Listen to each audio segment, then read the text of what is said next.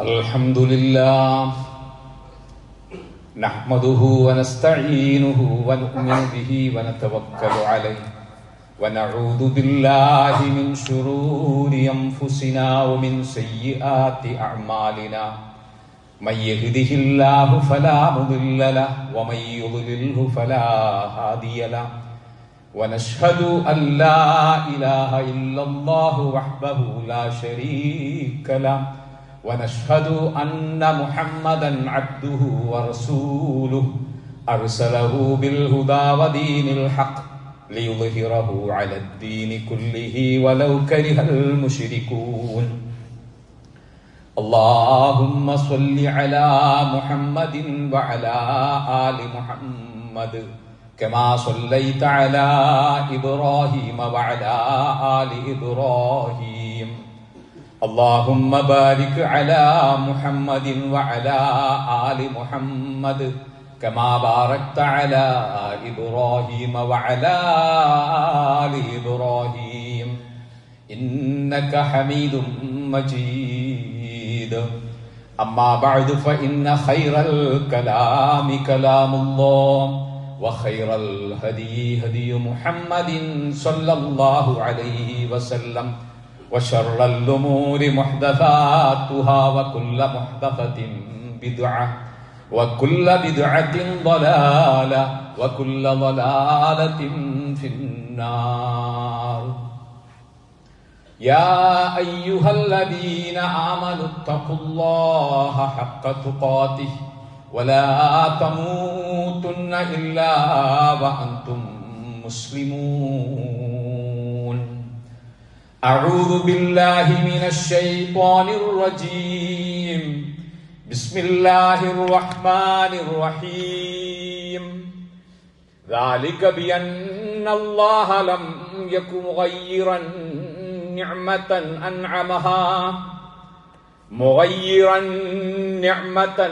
أنعمها على قوم حتى يغيروا ما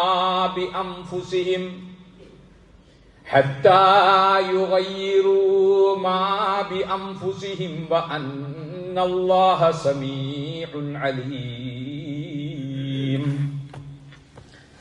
അള്ളാഹുവിന്റെ വിശിഷ്ടരായ ദാസീദാസന്മാരെ, പരമകാരുണ്യകന്റെ പ്രതാപം നിറഞ്ഞ ഒരിക്കലും പറ്റാത്ത കാരുണ്യവും അള്ളാഹുവിന്റെ ഒടുങ്ങാത്ത അനുഗ്രഹവും തേടി ആ റബ്ബുൽ ഇസ്സത്തിന്റെ കാരുണ്യത്തിനും അനുഗ്രഹത്തിനും നിഅമത്തിനുമായി ജീവിതത്തിൽ തഖ്വയെ കൈവിടാതെ, സൂക്ഷ്മതയെ കൈവിടാതെ അള്ളാഹുവിനെ അടുത്തും അറിഞ്ഞും അനുഭവിച്ചും പരമകാരുണികനായ അള്ളാഹുവിനെ സൂക്ഷിച്ചും ശ്രദ്ധിച്ചും ജീവിക്കണമെന്ന് എന്നെയും നിങ്ങളെയും ഉണർത്തുകയും വസിയ്യത്ത് ചെയ്യുകയുമാണ് അള്ളാഹു സുബ്ഹാനഹു വ തആല. നമ്മുടെ ഈ കൊച്ചു ജീവിതം തഖ്വ കൊണ്ട് സമ്പന്നവും സുഭിക്ഷവും സമ്പുഷ്ടവുമാക്കി തീർക്കാൻ അള്ളാഹു നമുക്ക് ആഫിയത്തും ആരോഗ്യവും നൽകി അനുഗ്രഹിക്കുമാറാകട്ടെ. കുടുംബ ജീവിതത്തെ സംബന്ധിച്ച് കഴിഞ്ഞയാഴ്ച ചില കാര്യങ്ങൾ പറഞ്ഞു വച്ചിരുന്നു. നമ്മുടെ ഈ ദുനിയാവിലെ ജീവിതം നമ്മുടെ കുടുംബത്തോടൊപ്പമാണ്. ആ കുടുംബം സമാധാനവും സ്വസ്ഥതയും ഉള്ളതാകുമ്പോൾ നമ്മൾ ആഹ്ലാദഭരിതരാകും. നമ്മുടെ ജീവിതം തിളക്കമുള്ളതാകും. നമ്മുടെ മനസ്സ് പൂന്തോട്ടം പോലെ വർണ്ണാഭവും മനോഹാരിതയും നിറഞ്ഞതാകും. നമ്മുടെ ബന്ധങ്ങൾ അങ്ങേറ്റം ഊഷ്മളതയുള്ളതായിത്തീരും. സർവോപരി സംതൃപ്തമായൊരു ജീവിതം നമുക്ക് ലഭിക്കും. പക്ഷെ പലപ്പോഴും കല്യാണം കഴിഞ്ഞു, കല്യാണം നടത്തുമ്പോഴുള്ള സുന്നത്താണ് വലീമ എന്ന് പറയുന്നത്. ചുറ്റുമുള്ള മനുഷ്യരെ അറിയിച്ചിട്ടാകണം കല്യാണം, അവർക്കൊരു വിരുന്ന് നൽകിക്കൊണ്ടാകണം കല്യാണം. അങ്ങനെ വലീമയും കല്യാണവും നിക്കാഹും ഒക്കെ ഇസ്ലാമികമായിട്ട് തന്നെ നടത്തിയിട്ടും അള്ളാഹു വിവാഹം കൊണ്ടുണ്ടാകുമെന്ന് പറഞ്ഞ മവദ്ദത്ത്, റഹ്മത്ത്, അതുപോലെ സക്കീനത്ത്, 3 കാര്യങ്ങളാണ് ഖുർആൻ അതിൽ പറഞ്ഞത്. ومن آياته أن خلق لكم من أنفسكم أزواجا ലിതസ്കുനു ഇലൈഹ വജഅല ബൈനകും മവദ്ദതൻ വറഹ്മ. ഈ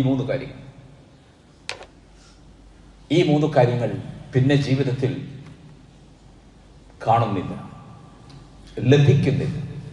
മവദ്ദത്ത് എന്നാൽ അങ്ങേറ്റത്തെ ഇഷ്ടവും സ്നേഹവുമാണ്. അതൊരു മഴയും വെയിലും വന്നാൽ, ഒരു പേമാരി വന്നാൽ, വേണ്ട ഒരു കൊടുങ്കാറ്റ് വന്നാലും ഉലയാത്തതായി അനുഭവപ്പെടുന്ന ഒന്നാണ് മവദ്ദത്ത്. റഹ്മത്ത് കാരുണ്യമാണ്. കുടുംബജീവിതത്തിൽ ഭാര്യയും ഭർത്താവും വാപ്പയും ഉമ്മയും മക്കളൊക്കെ ആഗ്രഹിക്കുന്ന എന്താ? അൻപും അലിവും ദയാവായ്പും കരുണയുള്ള പെരുമാറ്റവുമാണ്. അത് ഖുർആൻ പറഞ്ഞു. അപ്പോ മവദ്ദത്തുണ്ടാകണം, റഹ്മത്തുണ്ടാകണം. പിന്നെ പറഞ്ഞു ലിതസ്കുനു ഇലൈഹ. എന്തിനാ കല്യാണം, എന്തിനാ വിവാഹം, എന്തിനാണ് വൈവാഹിക ബന്ധം? ലിതസ്കുനു ഇലൈഹ, നിങ്ങൾക്കതിലൂടെ ശാന്തി കിട്ടണം. ലോകത്ത് നോക്കൂ, ശാന്തിയില്ലാത്ത പ്രദേശങ്ങളിൽ ജീവിക്കാൻ ഇഷ്ടപ്പെടുന്നവരാണോ നമ്മൾ? ഇല്ല.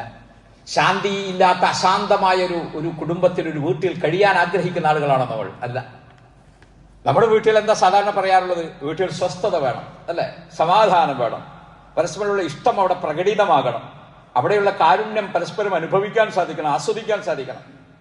ഇതല്ലേ യഥാർത്ഥത്തിൽ ഈ കുടുംബജീവിതം കൊണ്ട് ഉദ്ദേശിക്കുന്നത്? നമുക്ക് ഈ സന്തോഷങ്ങൾ എവിടെന്നാ കിട്ടാൻ? അത് നമ്മൾ ആലോചിക്കണം. പൈസ ഉണ്ടായത് കൊണ്ട് സന്തോഷം ഉണ്ടാകും, അല്ലെങ്കിൽ സമ്പത്തുണ്ടായാൽ, സൗന്ദര്യമുണ്ടായാൽ സന്തോഷം ഉണ്ടാവും എന്ന് പറയാൻ പറ്റില്ല. ഖുർആൻ തന്നെ പറഞ്ഞു എങ്ങനെ ഇപ്പൊ ഈ സന്തോഷം ഉണ്ടാവാം. അവിടെ വാക്കെങ്ങനെയെന്നറിയോ? വജഅല ബൈനകും മവദ്ദതൻ വറഹ്മ. വജഅല ബൈനകും, ആ അല്ലാഹു നിങ്ങൾക്കിടയിൽ ഉണ്ടാക്കി തരുന്ന ഒരു സാധനമാണ്. എന്റെ പോക്കറ്റ് കുറച്ച് പൈസ ഉണ്ട്, എന്റെ അക്കൗണ്ട് നിറയെ പൈസ ഉണ്ട്, എന്റെ വീട്ടിൽ എന്നെ പോലെ വേണി 5 ആളുകൾക്ക് താമസിക്കാനുള്ള മുറിയുണ്ട്, സൗകര്യമുണ്ട്, എല്ലാം ഉണ്ട്. അതുകൊണ്ടുണ്ടാവുന്ന സാധനമല്ല. ഖുർആൻ തന്നെ നേർക്കുനേരെ പറഞ്ഞ അല്ലാഹ് വജഅല, ആ പടച്ചോ നിങ്ങൾക്ക് ബൈനക്കും, നിങ്ങൾക്കിടയിൽ ഉണ്ടാക്കണം മവദ്ദതൻ വറഹ്മ, ഈ സ്നേഹവും കാരുണ്യവും. തരുന്നതാരാ? പണമാണോ? അല്ല. പത്രാസാണോ? അല്ല. കുടുംബ മഹിമയാണോ? അല്ല. കയ്യിലെ സമ്പത്തിന്റെ ഊക്കാണോ? അല്ല. അല്ല, അത് അല്ലാഹു തരണവെന്നാണ്. അതുകൊണ്ടാണ് ഒന്നുമില്ലാത്തവന്റെ വീട്ടിലും സമാധാനമുണ്ട്, ഉള്ളവന്റെ വീട്ടിലും സമാധാനമുണ്ട്. കാരണം എന്താ? പടച്ചോൻ തീരുമാനിച്ചിട്ടുണ്ട് ആ മവദ്ദത്തും റഹ്മത്തും ഒക്കെ ഇവർക്ക് നൽകണം. ഇനി ഒരു കാര്യം ചിന്തിച്ചാൽ മതി, ആർക്കാണ് ഇത് കിട്ടുക? കല്യാണ ദിവസത്തെ മാത്രം സന്തോഷം മതിയോ നമുക്ക്? പോരല്ലോ. എത്ര കാലം കല്യാണത്തിന് ബാറക്കല്ലാഹു ലക്കുമാ വബാറക അലൈക്കുമാ വജമഅ ബൈനകുമാ ഫീ ഖൈർ നമ്മൾ പ്രാർത്ഥിക്കും.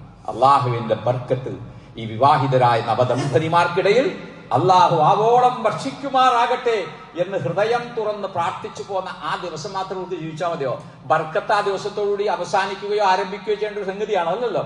പിന്നെ നമ്മളില്ലാത്ത അവരൊറ്റക്കാകുന്നതും അവർ കൂട്ടാകുന്നതുമായ അതിദീർഘമായ മരണം വരെയുള്ള ജീവിതത്തിൽ അവർക്ക് താങ്ങും തണലും ആയി അവർ മാത്രമേ ഉള്ളൂ. ആ കാലഘട്ടത്തിൽ അവർക്ക് എന്തുണ്ടാകണം? മവദ്ദത്ത് ഉണ്ടാകണം, സക്കീനത്ത് ഉണ്ടാകണം, റഹ്മത്ത് ഉണ്ടാകണം. എന്താ ചെയ്യേണ്ടത്? എന്താണ് ഇതിന്റെ ട്രിക്ക്? എന്താണ് ഇതിനുള്ള ഉപായം? എന്താണ് ഇതിനുള്ളൊരു വഴി? യഥാർത്ഥത്തിൽ ആ വഴി എന്താ? ആർക്കാണിത് കിട്ടുക? അല്ലെ, ഒരു കമ്പനിയിൽ ജോലി ചെയ്ത 50 പേരുണ്ടെങ്കിൽ ഒരാളുടെ ശമ്പളം 50,000 രൂപയെന്ന് കൂട്ടിക്കോ. ഈ 50 പേർക്ക് 50,000 കിട്ടുമോ? ഇല്ലല്ലോ. അതാ എഗ്രിമെന്റ് ഉണ്ടാകും, കരാറുണ്ടാകും.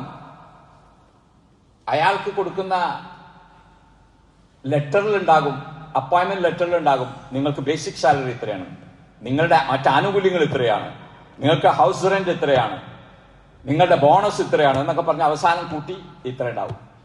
അത് ഓരോരുത്തർക്കും വ്യത്യസ്തമായിരിക്കുന്ന. വളരെ സിമ്പിളാണ്. അള്ളാഹുവിന്റെ നിയമങ്ങൾ ഈ എഗ്രിമെന്റ് പ്രകാരം പാലിക്കാൻ തയ്യാറായാൽ അവിടെ സമാധാനം ഉണ്ടാകും. ഒരു കരാറിന്റെ അടിസ്ഥാനത്തിൽ വൈവാഹിക ജീവിതത്തിൽ വരൻ വധുവിനെ സ്വീകരിച്ച ആ ജീവിതം മുന്നോട്ട് കൊണ്ടുപോകുമ്പോൾ 2 പേരും അള്ളാഹുവുമായി ഒരു വിശ്വാസി പുലർത്തേണ്ട കരാറും കാര്യങ്ങളൊക്കെ കൃത്യമായിട്ട് പാലിക്കണം. എങ്കിലെന്തുണ്ടാകും? അവിടെ സമാധാനം ഉണ്ടാകും. എന്താ ഇതിന്റെ മാനദണ്ഡം? ഇതിന്റെ ക്രൈറ്റീരിയ എന്താണ്? അത് വിശുദ്ധ ഖുർആൻ പറഞ്ഞു, അൻകിഹുൽ അയാമ, നിങ്ങൾ അവിവാഹിതരായ ആളുകൾ വിവാഹം കഴിക്കണം, മിൻകും, നിങ്ങളിൽ നിന്ന്, വസ്സാലിഹീന മിൻ ഇബാദിക്കും, സ്വാലിഹീങ്ങളായിരിക്കണം. സ്വാലിഹീങ്ങളായിരിക്കണം എന്നതാണ് ഇതിന്റെ നിബന്ധന. ഈ സ്വാലിഹല്ലാത്ത പ്രവർത്തികൾ ചെയ്ത് ജീവിച്ച ആളുകള് മറ്റു പലതിന്റെ പേരിൽ സ്വീകരിച്ചെന്ന് വെച്ചാൽ, ഉദാഹരണം പറഞ്ഞാൽ നമ്മുടെ കുടുംബത്തിലേക്ക് ഒരു വരന് വധു, ഒന്നില് നമ്മുടെ മക്കള് ആൺകുട്ടികൾ അല്ലെങ്കിൽ പെൺകുട്ടികൾ, ഇതാണല്ലോ. ഈ കുട്ടികൾക്കാണ് നമ്മൾ എന്താ ഇണയെ അന്വേഷിക്കുക. മകനാണെങ്കിൽ നല്ലൊരു മരുമകളെ കിട്ടണമെന്നാണ് വാപ്പ ആഗ്രഹിക്കുക, ഉമ്മ ആഗ്രഹിക്കുക, ശരിയല്ലേ? ഈ മരുമോള് വന്നു കയറുന്ന ദിവസം ഒരു കലഹുണ്ടാവണമെന്നൊരു വാപ്പ ആഗ്രഹിക്കൂല. ഇസ്ലാം അതിന് പറയുന്നത് എന്താ പറയാ, സ്വാലിഹാത്തുകളായിരിക്കണം, സ്വാലിഹീങ്ങളായിരിക്കണം, ആണായാലും പെണ്ണായാലും. നല്ല ഗുണങ്ങളുടെ ജീവിതത്തിൽ നല്ല ഗുണങ്ങളുടെ മർമ്മരങ്ങളും ഓളങ്ങളും താളങ്ങളും സൃഷ്ടിക്കുന്ന ഒരുവളായിരിക്കണം, അല്ലെങ്കിൽ ഒരുവനായിരിക്കണം ഇണയായി വരേണ്ടത് എന്നതാണ്. അങ്ങനെ ഒരു തെരഞ്ഞെടുപ്പ് ഉണ്ടായാൽ മാത്രമേ ആ വീട്ടിൽ കലഹമില്ലാത്ത, അഭിശപ്തമായ ദിനങ്ങളും ദുസ്വപ്നങ്ങളുമില്ലാതെ സന്തോഷത്തോടെ ഒരു കുടുംബത്തിൽ കഴിയാൻ പറ്റുള്ളൂ. ചെറിയൊരു വിഷയമല്ല അത്. വിശുദ്ധ ഖുർആൻ സൂറത്തുൽ അൻഫാലിൽ പറഞ്ഞു, ഞാൻ ഓതി വെച്ച ആയത്ത് അതാണ്. എന്താണ്? ذَلِكَ بِأَنَّ اللَّهَ لَمْ يَكُ مُغَيِّرًا نِعْمَةً أَنْعَمَهَا. അല്ലാഹു നൽകുന്ന അനുഗ്രഹങ്ങൾ, ആ അനുഗ്രഹങ്ങൾ നിലനിൽക്കണമെങ്കിൽ, മാറ്റമില്ലാതെ തുടരണമെങ്കിൽ ഹത്താ യുഗയ്യിറു മാ ബിഅൻഫുസിഹിം, അവരവരുടെ നിലപാടുകൾ മാറ്റേണ്ടി വരുന്ന. എന്റെ വീട്ടിലെ കലാപം നിറഞ്ഞ ജീവിതാന്തരീക്ഷം, അതൃപ്തികരമായ ജീവിതാന്തരീക്ഷം, എന്റെ ജീവിതത്തിൽ അസമാധാനം സൃഷ്ടിക്കുന്ന ജീവിതാന്തരീക്ഷം എനിക്ക് മാറണമെന്ന് വലിയ ആഗ്രഹമുണ്ട്. പക്ഷേ ഹത്താ യുഗയ്യിറു മാ ബിഅൻഫുസിഹിം, എന്റെ നടപടിക്രമങ്ങളും ജീവിത രീതികളും മാറ്റാൻ ഞാൻ തയ്യാറല്ല. വഅന്നല്ലാഹ സമീഉൻ അലീം, അല്ലാഹു എല്ലാം അറിയുന്നവനും കേൾക്കുന്നവനുമാകുന്നു എന്ന് വിശുദ്ധ ഖുർആൻ പറയുന്നു. ഞാൻ ചോദിക്കട്ടെ, ഇവിടെ കല്യാണം കഴിച്ച ആളുകളുണ്ട്, കഴിക്കാനായി മക്കൾക്ക് വിവാഹം ആലോചിക്കുന്ന ആളുകളുണ്ട്, കഴിക്കാനുള്ള ചെറുപ്പക്കാരുണ്ട്. എന്താണ് യഥാർത്ഥത്തിൽ നമ്മുടെ ഇണയിൽ നിന്ന് നമ്മൾ ആഗ്രഹിക്കുന്നത്? അതുപോലെ കല്യാണം കഴിക്കാൻ പോകുന്ന പെൺകുട്ടികളും ഈ ആൺകുട്ടികളും പെൺകുട്ടികളും ഈ വാപ്പമാരും എന്താണ് ഈ വിവാഹം കഴിക്കുന്ന ആളിൽ നിന്ന് പ്രതീക്ഷിക്കുന്നത്? അവരുടെ സ്വഭാവം, അവരുടെ കുടുംബം, അവരുടെ വീട്, പല ഘടകങ്ങളും സാധാരണ വിവാഹം ആലോചിക്കുമ്പോൾ കടന്നു വരാറ്. നമുക്കറിയാം, ഇപ്പോ നമുക്കിങ്ങനെ ആഗ്രഹിക്കാം, ആ വരുന്ന പെൺകുട്ടി എന്റെ ബാപ്പാനെ ഉമ്മാനെ ഞാൻ നോക്കുന്ന പോലെ, അല്ലെങ്കിൽ ഞാൻ കാണുന്നതിനേക്കാൾ അവളുടെ സ്വന്തം വാപ്പ ഉമ്മയായിട്ട് കാണണം. ഇതൊരാഗ്രഹമാണ്. അവളുടെ കുടുംബം നോക്കിയതുപോലെ, എന്നാൽ അതിനേക്കാൾ നന്നായി എന്റെ കുടുംബം നോക്കാൻ സാധിക്കണം.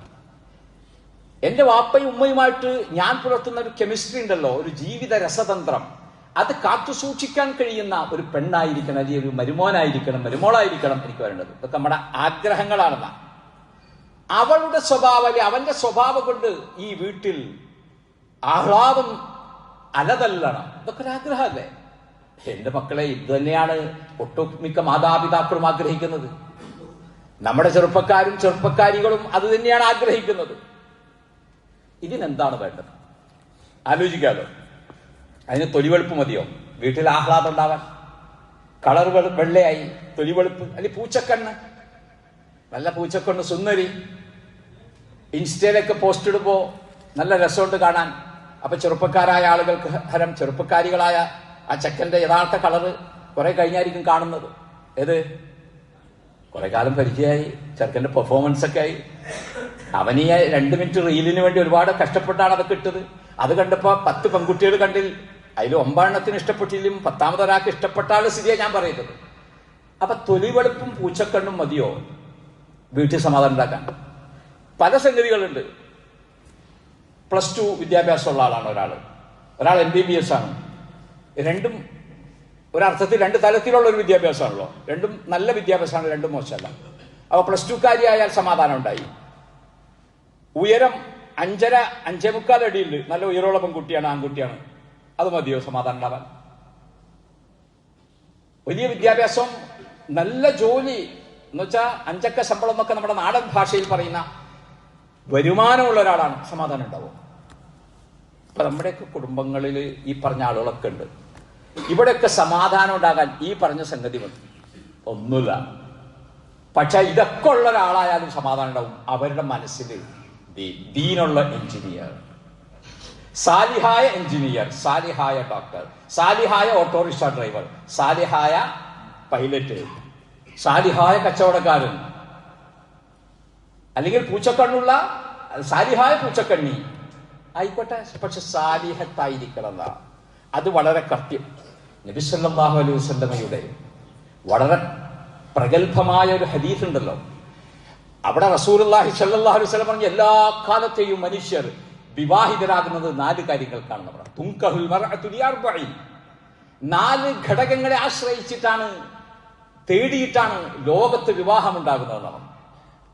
അത് ലിമാലിഹ വലി ഹസബിഹ വലി ജമാലിഹ വലി ദീനിഹ. ഒന്ന് അവരുടെ സൗന്ദര്യമാണ്, ഒന്ന് സമ്പത്താണ്, ഒന്ന് തറവാടാണ്, ഒന്ന് അവരുടെ സ്വഭാവ സവിശേഷതകൾ, അല്ലെങ്കിൽ അവന്റെ സ്വഭാവ സവിശേഷതകൾ കൊണ്ടാണ്. സാലിഹാണ്, സാലിഹത്താണ്. അപ്പൊ ഇതിന്റെയൊക്കെ അർത്ഥം പൈസ ഉള്ള ഒരു പെൺകുട്ടിയെ അല്ലെങ്കിൽ സമ്പത്തുള്ള ഒരു വീട്ടിൽ നിന്ന് ഇല്ല.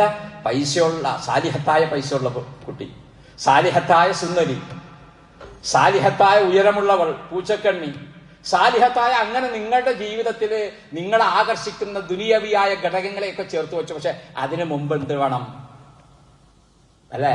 ഒരു ഒന്നിട്ടിട്ട് വലതുവശത്തേക്ക് പൂച്ചക്കിനൊക്കെ ഇടുന്തോറും കൂടും. ഈ പൂജ്യത്തിന് വില വരുന്നത് എന്തുകൊണ്ടാ? ഈ ഒന്ന് ഈ ഇടതുവശത്തുള്ളത് കൊണ്ടാ. നിങ്ങൾ 1 ലക്ഷമോ 1 ബില്യണോ എഴുതിയിട്ട് ഈ ഇടതുവശത്ത് നീ ഒന്നും കൂടെ മാറ്റിക്കഴിഞ്ഞാൽ ഈ പൂജ്യത്തിന് വല്ല വിലയുണ്ടോ? 10,000 പൂജ്യം അപ്പുറം ഉണ്ടായാലും വല്ല കാര്യമുണ്ടോ? ഇല്ലല്ലോ. ഈ ഒന്നെന്താണ്? ദീൻ. അതുകൊണ്ട് റസൂലുള്ളാഹി സ്വല്ലല്ലാഹു അലൈഹി വസല്ലം പറഞ്ഞു ഫദ്ഫർ ബിദാത്തി ദീൻ, കൽപ്പന. അപ്പൊ സൗന്ദര്യത്തിന് വേണ്ടി കല്യാണം കഴിക്കും, തറവാടിത്തത്തിന് വേണ്ടി കല്യാണം കഴിക്കും, പണം ആഗ്രഹിച്ച് കല്യാണം കഴിക്കും, ദീൻ ആഗ്രഹിച്ച് കല്യാണം കഴിക്കുമ്പോൾ ദീനുള്ളവളെ സ്വാലിഹത്തായ ആണിനെയോ പെണ്ണിനെയോ തെരഞ്ഞെടുക്കുക. എന്നിട്ട് റസൂൽ ഒരു വാക്കുകൂടി പറഞ്ഞോടെ, എന്താ? ധരിപത്തിയതാക്ക്, കയ്യിൽ മണ്ണ് പുരണ്ടാലും ശരി. നോക്കിയപ്പോ സാലിഹത്തായ പെണ്ണാണ്. പക്ഷെ വാപ്പാക്ക് വലിയ കച്ചവടം. ചില ആണുങ്ങളൊക്കെ കെട്ടുന്നത് എന്തിനാ? വാപ്പാടെ സമ്പത്തോണ്ട് കച്ചവടം ചെയ്ത് ജീവിക്കണമെന്ന് ആഗ്രഹിച്ചിട്ടാ. ഞാൻ ഇല്ലാത്തൊരു കാര്യം പറയണമെങ്കിൽ മിമ്പറിൽ നിന്ന് ഇറങ്ങി പുറത്തു വരുമ്പോൾ നിങ്ങൾ എന്നോട് ചോദിക്കണം.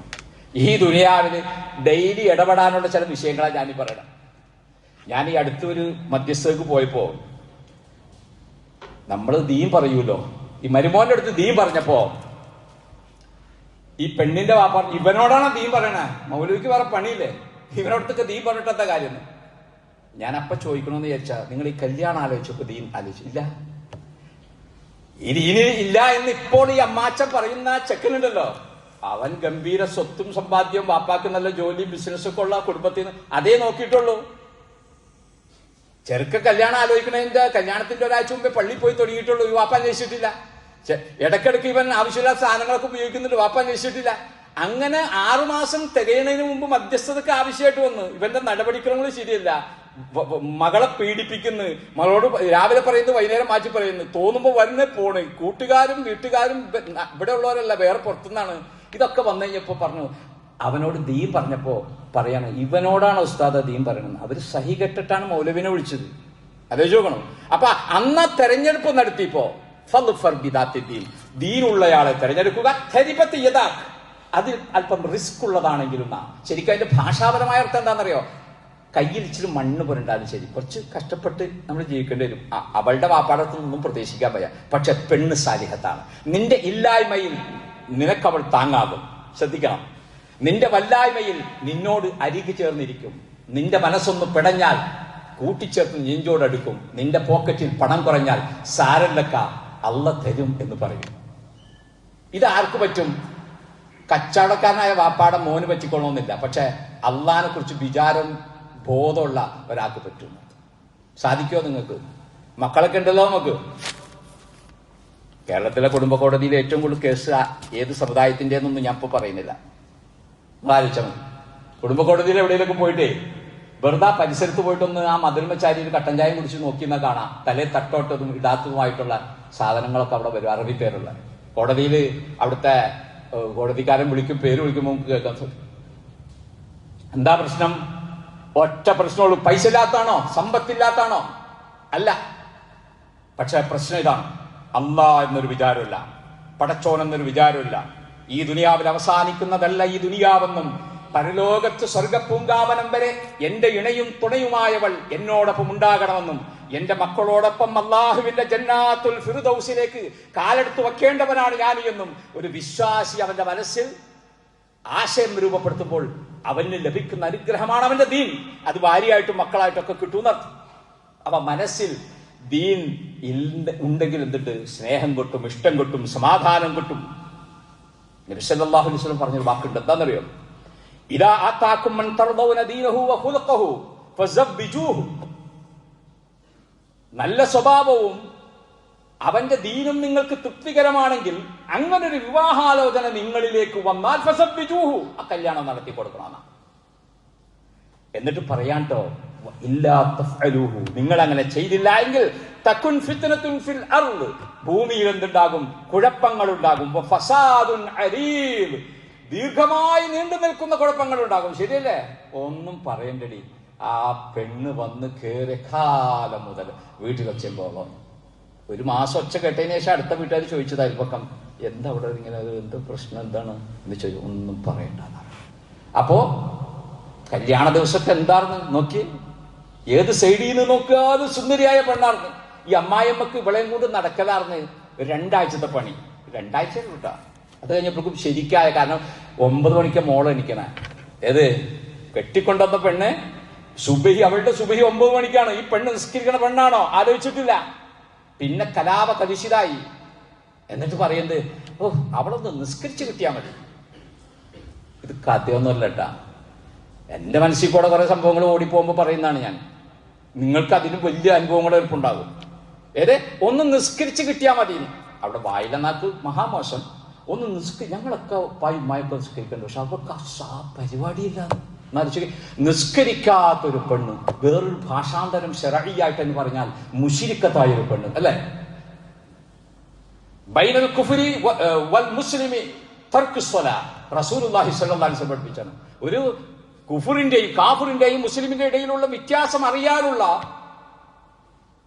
സംഗതി എന്താ? തർക്കുശല, നിസ്കാരം ഉപേക്ഷിച്ചു എന്നതാണ്. നിസ്കാരം ഇല്ലാത്ത ഒരാളുടെ അവസ്ഥ നമ്മുടെ കുടുംബത്തിൽ, നമ്മുടെ മക്കള്, മരുമക്കള്, ഇത് പ്രശ്നമല്ല.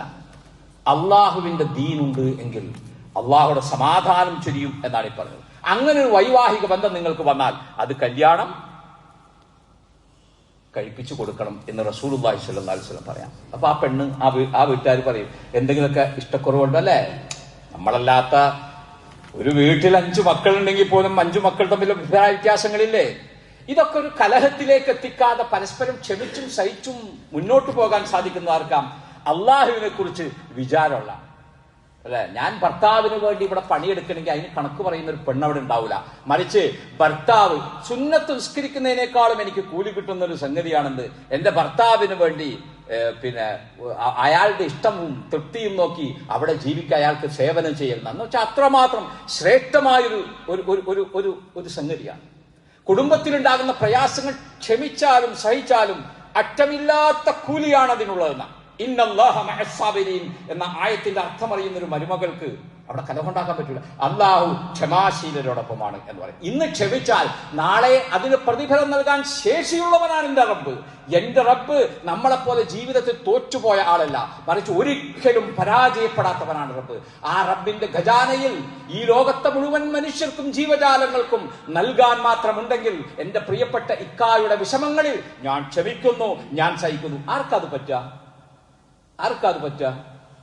അള്ളാഹുവിന്റെ ദീനുള്ള ആൾക്ക് പറ്റും. പടച്ചോനെ എന്ന വിചാരമുള്ള ആളുകൾക്ക് പറ്റും. അതുകൊണ്ട് വാപ്പന്മാരെ, ദീനുള്ള മക്കളെ നിങ്ങൾ അന്വേഷിക്കണം എന്നേ പറയണേ. നമുക്ക് അങ്ങനെ ഒരു സംഭവം ഉണ്ടായി, ആ ദീനുള്ള മക്കൾക്ക് സമ്പത്തുണ്ടായിട്ടോ വിരോധമല്ല. ആ ദീനുള്ള കുട്ടിക്ക് സ്വത്തുണ്ടായിക്കോട്ടെ കുഴപ്പമില്ല, സൗന്ദര്യം ഉണ്ടായിക്കോട്ടെ കുഴപ്പമില്ല, തറവാടുണ്ടായിക്കോട്ടെ കുഴപ്പമില്ല, നല്ല ജോലി ഉണ്ടായിക്കോട്ടെ കുഴപ്പമില്ല. പക്ഷെ അവർക്ക് ആദ്യം വേണം 10,000-ലെ ആദ്യത്തെ ഒന്നുപോലെ ദീൻ അവിടെ വേണമെന്നാ. പിന്നുള്ളതിനൊക്കെ വരണ്ടാവും. അള്ളാഹു വിലമതിക്കുമെന്ന. അപ്പോ റോട്ടിൽ കൂടെ പോണ ഒരു ചെറുക്കനോ പെണ്ണോ മുഖം ഭംഗിയുള്ളതായി എന്ന ഒറ്റ കാരണം കൊണ്ട് ജീവിതത്തിലേക്ക് ഇണയായിട്ട് കൊണ്ടുവരുന്നത്. കാരണം ഒരു വിശ്വാസി കല്യാണം കഴിക്കുമ്പോൾ അയാളുടെ സ്വപ്നം എന്താ? ഈ ലോകത്ത് ഇങ്ങനെ കുറച്ച് അഡ്ജസ്റ്റ് ചെയ്ത് അങ്ങോട്ട് സഹിച്ചും പൊരുത്തപ്പെട്ടും ജീവിച്ച് എങ്ങനെയെങ്കിലും അവിടെ മരിച്ചുപോയാൽ മതി എന്നല്ലോ, പരലോകത്തേക്ക് എത്തണ ആ ബന്ധം എന്നാ. അപ്പൊ ആ ബന്ധത്തിന്റെ സൂക്ഷ്മതയിൽ എന്ത് ഈ ശ്രദ്ധയുമൊക്കെ ഉണ്ടായിരിക്കണമെന്നാണ്. അതുകൊണ്ട് നമ്മുടെ കുഞ്ഞുമക്കളെ ചെറുപ്പത്തിലെ ഈ ദീനിന്റെ പരിസരത്ത് നമ്മൾ വളർത്തണം. ഈ ദുനിയാവിനെ സംബന്ധിച്ചുള്ള കാഴ്ചപ്പാട് എന്ത് എന്ന് നമ്മുടെ മക്കൾ എന്താണ് ചിന്തിക്കണം, ആലോചിക്കണം എന്നതാണ്. ഇതിനൊക്കെ ഉത്തരവാദിത്തം ആർക്കെങ്കിലും ഏൽപ്പിച്ചിട്ടുണ്ടോ? ഇപ്പൊ നമ്മുടെ മക്കൾക്ക് പെണ്ണന്വേഷിക്കുന്നത് ഇന്ത്യ ഗവൺമെന്റോ കേരള ഗവൺമെന്റോ ആണോ? അല്ലല്ലോ. നമ്മുടെ വില്ലേജ് ഓഫീസറെ ഏൽപ്പിച്ചിട്ടുണ്ടോ? ഈ വാർഡിലെ അല്ലെങ്കിൽ ആ വില്ലേജിലെല്ലോ ഇത് ഏൽപ്പിക്കുന്നത് ഈ കലഹം തീർക്കാൻ പോലീസും പട്ടാളവും കോടതിയൊക്കെ പിന്നെ വരും. പക്ഷെ തെരഞ്ഞെടുക്കണ ഉത്തരവാദിത്വം നമുക്ക് മാത്രമാണ്. കണ്ടുട്ടോ, പെണ്ണിനെ കണ്ടു, നല്ല കുട്ടിയാട്ടോ അവള്. അപ്പുറത്ത് താമസിക്കുന്ന ആമിന അതിനെ കുറിച്ച് പറഞ്ഞു, നല്ല കുട്ടി, നല്ല പെരുമാറ്റം. അവള് രാവിലെ സുബഹിക്ക് എഴുന്നേറ്റ ആ ഉമ്മ ഒന്നും അറിയണ്ട, അത്ര സഹായിയാണ്, വീട്ടിലെ കാര്യങ്ങൾ പോക്കും. പിന്നെ എന്താ, ഇരുനിറാണ്, അവളുടെ ഒരു കുറവാ. അപ്പൊ ദീനുള്ള ഉയരക്കുറവുള്ള ആളായാലും ഉയരം കൂടിയ ആളായാലും ദീന് വേണമെന്ന് പറയുന്നതിന്റെ പ്രാധാന്യം പറഞ്ഞു. ഇന്ന് കുടുംബങ്ങളിലെ 99% പ്രശ്നങ്ങളുടെയും അടിസ്ഥാന കാരണം ഏതായാലും ഒരു കാര്യം ഉറപ്പുള്ള, ഈ ദുനിയാവില് എളുപ്പവും സന്തോഷവും മാത്രം ഉണ്ടാവുള്ളൂ എന്ന് പറഞ്ഞു ഒരു കുഞ്ഞിനെയും കൂടെ അയച്ചിട്ടില്ല. അങ്ങനെ ആയിരുന്നെങ്കിൽ ഈ ദുനിയാവിലേക്ക് അയക്കേണ്ടത് ആരെയായിരുന്നു? അള്ളാഹുവിന്റെ അമ്പിയാ മുർസലുകളെയായിരുന്നു. ഈ ലോകത്തെ മുഴുവൻ മനുഷ്യർക്കും മാതൃകാധന്യമായ ജീവിതം കാഴ്ചവെച്ച് വഴികാട്ടികളായി ജീവിച്ച അമ്പിയാക്കൾക്കല്ലേ ഒരു പ്രയാസവുമില്ലാതിരിക്കേണ്ടത്. നിങ്ങൾ നോക്കൂ, വിശുദ്ധ ഖുർആൻ പരാമർശിക്കുന്ന 25ഓളം പ്രവാചകന്മാരുടെ ജീവ ചരിത്രത്തിന്റെ ആകത്തുക എന്ന് പറയുന്നത് എന്താ? പ്രതിസന്ധികളാണ്, പ്രയാസങ്ങളാണ്. ആ പ്രയാസങ്ങളെ അതിജീവിച്ച ചരിത്രമാണ്. അപ്പൊ ഒരു കാര്യം ഉറപ്പായി, ഈ ദുനിയാവിൽ വരുന്ന ആളുകൾക്ക് എന്തുണ്ട്? പ്രയാസങ്ങളുണ്ട്. ആ പ്രയാസങ്ങളിൽ എങ്ങനെ നിൽക്കണം, തഞ്ചത്തിൽ എങ്ങനെ നിൽക്കണം, എങ്ങനെ തലോടണം, എങ്ങനെ ശാസിക്കണം, എങ്ങനെ സ്നേഹിക്കണം, എങ്ങനെ ജീവിക്കണം എന്നു തുടങ്ങിയ മാതൃകാധന്യമായ അധ്യായങ്ങൾ വിശുദ്ധ ഖുർആനും തിരുസുന്നത്തും നമുക്ക് സമ്മാനിക്കുമ്പോൾ നമ്മുടെ തെരഞ്ഞെടുപ്പ് രീതിയിൽ ആരെയും പഠിക്കാൻ പറ്റൂല. ഇന്നാളെ മുഖ്യമന്ത്രിയാക്കി, അല്ലെ ഇന്ന മന്ത്രിയാക്കി, അതൊക്കെ ശരിയാ, നമ്മളല്ലാത്ത ആളുകളായിരിക്കും ചിലപ്പോൾ തിരഞ്ഞെടുപ്പ്. പക്ഷെ നമ്മുടെ മക്കൾക്ക് പെണ്ണന്വേഷിക്കുന്നവരാ നമ്മൾ. നമ്മളെ കണ്ണിനെയും കാതിനെയും ഈ ദുനിയാവ് വല്ലാതെ ആകർഷിക്കുമ്പോ കുഴപ്പമൊന്നുമില്ല, അവന് വലിയ പ്രശ്നം. കൂട്ടുകാരായിട്ട് കൂടുമ്പോ ചെറുതായിട്ടൊന്ന് ഇത്രേ ഉള്ളൂ. കൂട്ടുകാരായിട്ട് കൂടുമ്പോ ചെറുതായിട്ടൊന്ന് ഒരു സിപ്പ്. പക്ഷെ അലമ്പൊന്നുമില്ല കേട്ടോ, വീട്ടിൽ അങ്ങനെയൊന്നും ഇതായിട്ട് വരൂല. എന്നാലും കുഴപ്പമില്ല, അത് അഡ്ജസ്റ്റ് ചെയ്യാം. കാരണം എന്താ, അത്യാവശ്യം സമ്പത്തും സ്വത്തൊക്കെ കിട്ടുന്ന. ഇങ്ങനെ ഇതൊക്കെ നോക്കുമ്പോ നമ്മുടെ ആകെ ദുനിയാവിലെ കുറച്ച് ജീവിതമുണ്ടല്ലോ പ്രിയപ്പെട്ടവരെ. ഞാനിതിനൊരു ചരിത്രവും കഥയൊന്നും പറയണ്ടല്ലോ. എല്ലാ ദിവസവും നമ്മുടെ നാടായ നാടൊക്കെ അനുഭവിക്കുന്ന പച്ചയായ വേദനകളുടെ പച്ച പരമാർത്ഥം പൊരുൾ അള്ളാഹുവിന്റെ ദീന് ആ കുടുംബങ്ങളിൽ ഇല്ല എന്ന് തന്നെയാണ്. നോക്കൂ, നബി സല്ലല്ലാഹു അലൈഹി വസല്ലം പറഞ്ഞു, ബുശ്ശിറ, സന്തോഷ വാർത്ത അറിയിക്കപ്പെട്ടു. അതായത് അള്ളാഹു സന്തോഷ വാർത്ത അറിയിച്ചു. അന്നൽ ബർക്കത്ത, സമാധാനവും ബർക്കത്തും, വൽ യുംന, സമൃദ്ധിയും, വൽ യുസ്ര, എളുപ്പവും, വൽ തൃപ്തിയും, ഫിദ്ദുനിയ ഖബലൽ ആഖിറ, പരലോകത്തിന് മുമ്പ് ഈ ദുനിയാവിൽ ഇതൊക്കെ ഒരു മനുഷ്യന് കിട്ടണമെങ്കിൽ, ശ്രദ്ധിച്ചു കേട്ടോ, ഇപ്പൊ പറഞ്ഞ സംഗതികളൊക്കെ നമുക്ക് ഇഷ്ടമുള്ള കാര്യം. എന്ത്? ബർക്കത്ത് ഇഷ്ടല്ലേ? ആണ്. വൽ യുംന, സമൃദ്ധി, വൽ യുസ്ര, എളുപ്പം, വൽ സംതൃപ്തി ജീവിതത്തിൽ, ഫിദ്ദുനിയ, ഈ ദുനിയാവിൽ, ഖബലൽ ആഖിറ, ആഖിറത്തിന് മുമ്പ് ഈ ദുനിയാവിൽ അത് ലഭിക്കുക മഅദാത്തി ദീൻ, ദീനുള്ളവർക്കാണ്. ആദരവായ റസൂലുള്ളാഹി സ്വല്ലല്ലാഹു അലൈഹി വസല്ലമയുടെ ജീവിതം അതിന് സാക്ഷിയാണ്. ഈ ആകാശത്തിന് കീഴെയും ഈ ഭൂമിക്ക് മേലെയും ഇത്രമാത്രം സ്വസ്ഥതയോടെയും സമാധാനത്തോടെയും സംതൃപ്തിയോടെയും ജീവിച്ച മഹാനുഭാവനായ ലോകത്തിന്റെ ഗുരുനാഥനാണ് നമ്മുടെ മാതൃകാധന്യനായ പ്രവാചകൻ സ്വല്ലല്ലാഹു അലൈഹി വസല്ലം. അതിനൊക്കെ നമ്മൾ മാതൃക ഉൾക്കൊള്ളുന്നുണ്ട്. അപ്പൊ ഈ ബർക്കത്ത് സാധനങ്ങളൊക്കെ നിങ്ങൾക്ക് കിട്ടാം മഅദാത്തിദ്ദീൻ. എന്നിട്ട് പിന്നെ പറയാണ് എന്ത്? ഖമാ അന്നൽ ഉമ്മ. എന്നാൽ എന്റെ പ്രിയപ്പെട്ട സഹാബാക്കൾ നിങ്ങൾ മനസ്സിലാക്കണം, അന്നൽ ഉമ്മ, ഖേദവും ഖിന്നതയും ദുഃഖവും, വന്നഖദ, നഷ്ടവും, വൽ ഹമ്മ, വ്യസനവും, വശുഊമ, തിന്മയും നാശവും, മഅ ഗൈരി ദാത്തിദ്ദീൻ, ദീനില്ലാത്തവരോടൊപ്പമാണ് എപ്പോഴും സഞ്ചരിക്കുക. അപ്പൊ പുറത്ത് കാണുന്ന ഈ പളവളപ്പിൽ നമ്മൾ നമ്മുടെ മക്കളെ ബലി കൊടുക്കാതിരിക്കുക എന്നാണ് ഈ പറഞ്ഞത്. തെരഞ്ഞെടുപ്പ് സത്യസന്ധമായിരിക്കണം, അള്ളാഹ്ക്ക് തൃപ്തിപ്പെടണം, നമുക്കും തൃപ്തിപ്പെടണമെന്ന്. അള്ളാഹുവിന്റെ തൃപ്തി അത് ജീവിതത്തിൽ നമ്മുടെ പ്രവൃത്തികളിലൂടെ കാണിക്കണമെന്ന്. അങ്ങനെ കാണിച്ചാലോ സന്തോഷം ഉണ്ടാകും, സമാധാനം ഉണ്ടാകും. വിവാഹ ജീവിതവും കുടുംബജീവിതവുമായി ബന്ധപ്പെട്ടു ഇനിയും നമുക്ക് കാര്യങ്ങൾ മനസ്സിലാക്കേണ്ടതുണ്ട്. അല്ലാഹു സുബ്ഹാനഹു വ തആല ദീനുള്ളൊരു ജീവിതം, ദീൻ കൈവിടാത്തൊരു ജീവിതം, അള്ളാഹുവിന്റെ ഇഷ്ടങ്ങളെ ചേർത്ത് പിടിച്ച് അള്ളാഹുവിന്റെ അനിഷ്ടങ്ങളെ മാറ്റി നിർത്തി പടച്ചവന് തൃപ്തിപ്പെട്ടൊരു ജീവിതം നയിക്കാൻ സർവാധിരാജനായ അള്ളാഹു നമ്മെ അനുഗ്രഹിക്കുകയും സഹായിക്കുകയും ചെയ്യുമാറാകട്ടെ.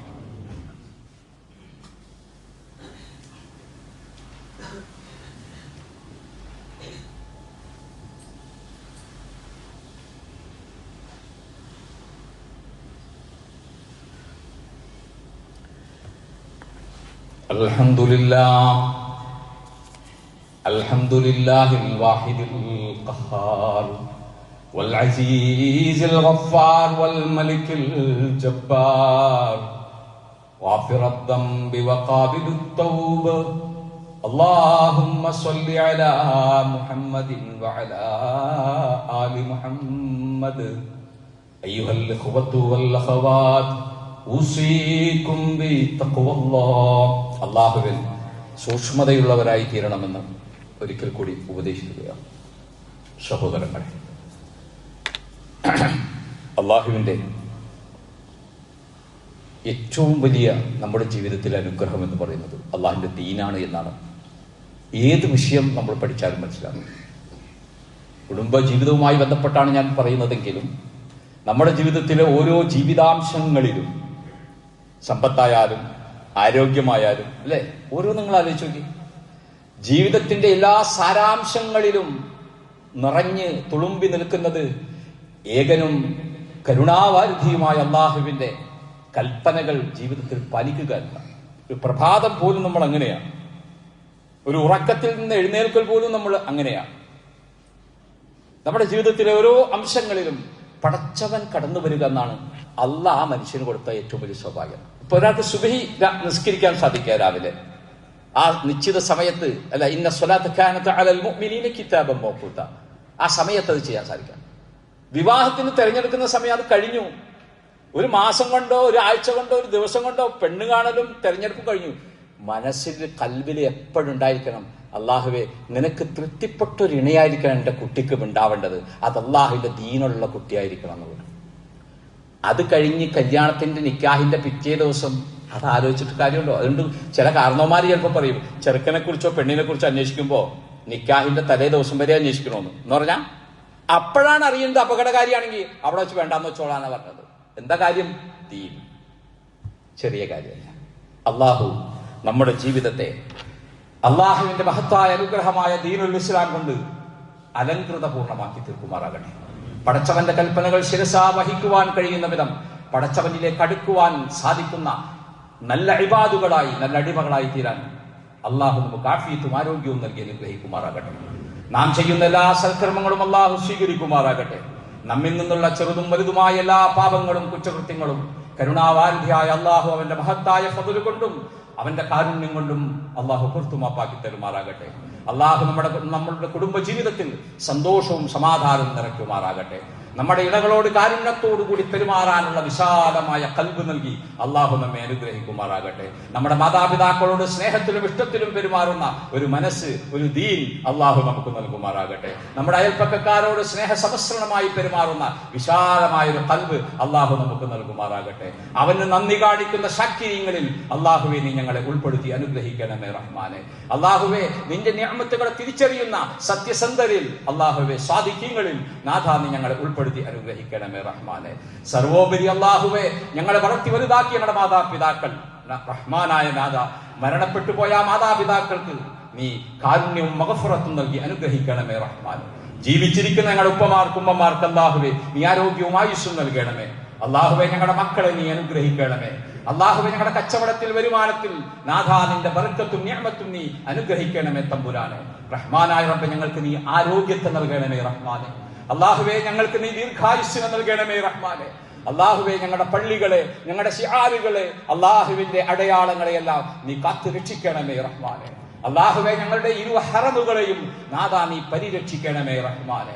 റഹ്മാനായ റബ്ബേ മസ്ജിദുൽ അഖ്സയെ നീ പരിപാലിക്കണമേ റഹ്മാനെ, നീ രക്ഷിക്കണമേ റഹ്മാനെ.